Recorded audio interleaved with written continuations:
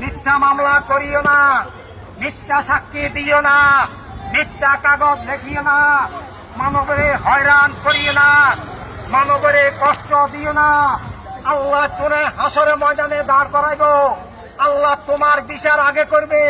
তুমি যে বিচারক, তোমার বিচার আল্লাহ তাআলা আগে করব।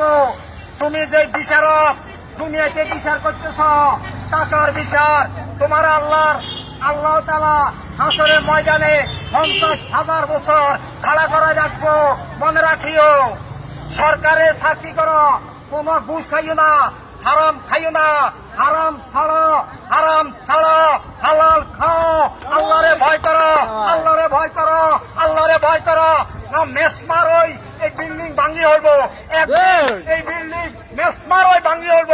যদি মানব উপর জুলুম করো, কোন মানবে যদি Likey